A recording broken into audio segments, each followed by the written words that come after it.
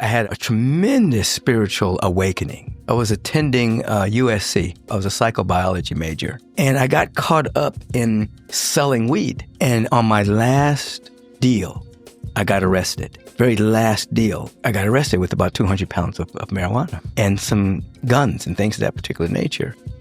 And I was told by the inner voice, by the presence within me, that I was going to walk away scot-free, that this was not my destiny.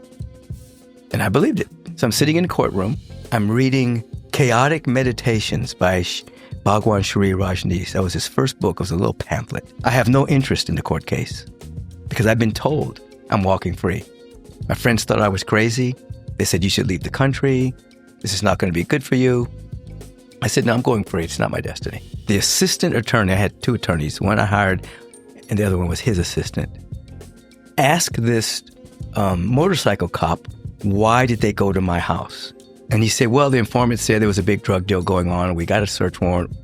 We saw the drug deal going down, so we went in and arrested him. So the assistant attorney said, that's hearsay evidence. We demand that the informant come and identify the defendant. The judge calls everybody to the stand and says, please have the informant here within 3 days. Show up to court 3 days later. The prosecutor says, Your Honor, the informant will not come. He's afraid for his life.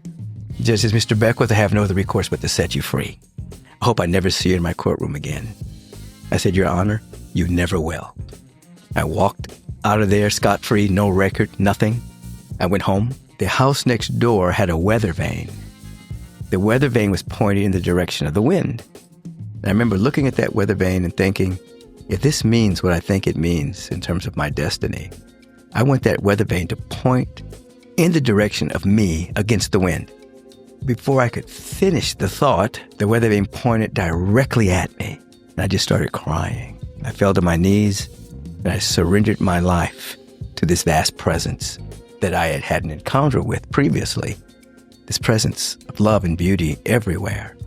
And I never looked back.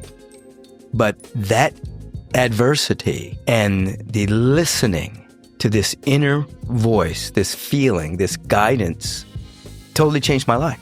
I surrendered to it, and I live my life based on my connection with what I call the presence that is never an absence.